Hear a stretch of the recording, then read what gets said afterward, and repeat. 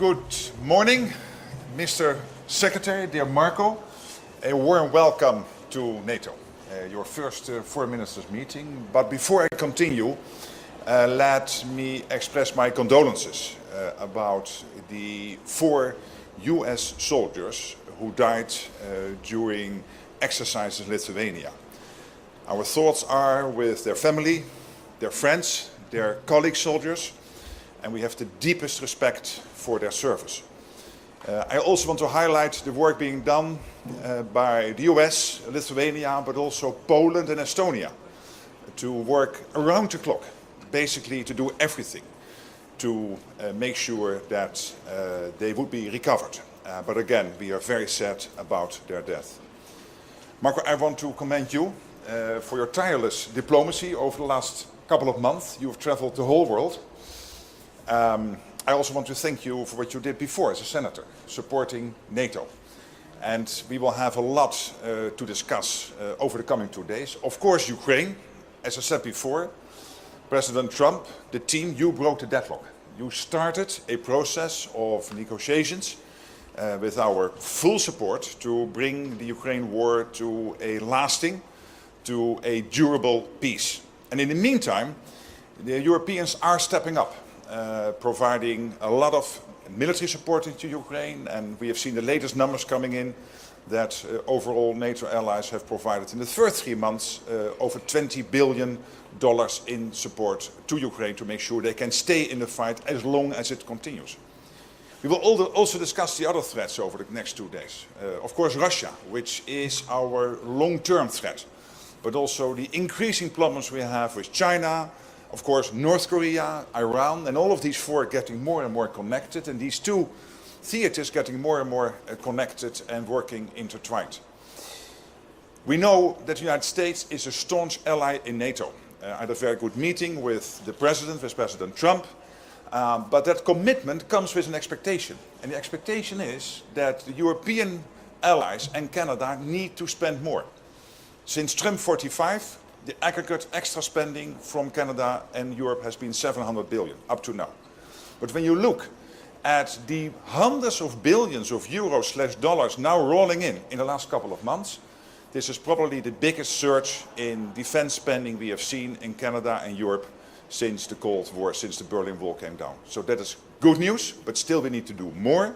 And then, of course, we will meet with the partners from Japan, South Korea, Australia and New Zealand, also to discuss another important issue, which is defense industrial production and how we can do more with them to work together. So lots of ground to cover, but again, a warm welcome, please. Thank you, and I'm glad you had a good meeting. I know I was out of the country while you were there, but I know you had a good meeting with the President.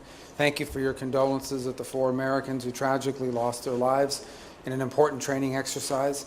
We honor them, and it also reminds us that the United States is in NATO. We are as we speak right now, the United States is as active in NATO as it has ever been. And some of this hysteria and hyperbole that I see in the global media and some domestic media in the United States about NATO is unwarranted. The President Trump's made clear he supports NATO. We're going to remain in NATO. He's made clear, but our first ambassador that got out of the United States Senate is our ambassador to NATO, who joins us here today on his first day, on his first hour on the job. So all of that is a testament to it. But we want NATO to be stronger. We want NATO to be more viable. And the only way NATO can get stronger and more viable is if our partners, the nation states that comprise this important alliance, have more capability. This is a collection not just of partners and allies, but of advanced economies, of rich countries who have the capability to do more. We understand that's a trade-off.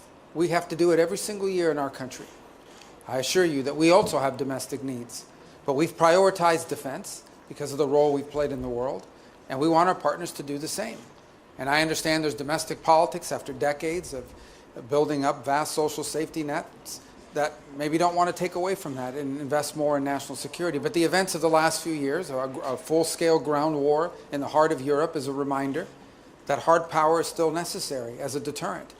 And so we do want to leave here with an understanding that we are on a pathway, a realistic pathway, to every single one of the members committing and fulfilling a promise to reach up to 5% of spending. That includes the United States will have to increase its percentage.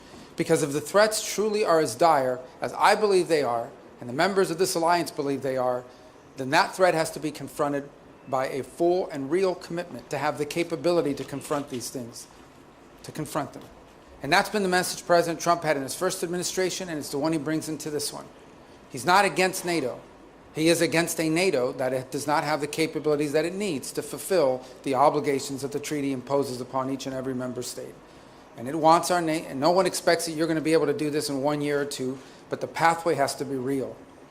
This is a hard truth, but it is a basic one that needs to be said now in order for us to prove, and in order for us to build the kind of NATO that has the capability to defend the territories of our nation states and deter any action that would be aggressive against any one of us.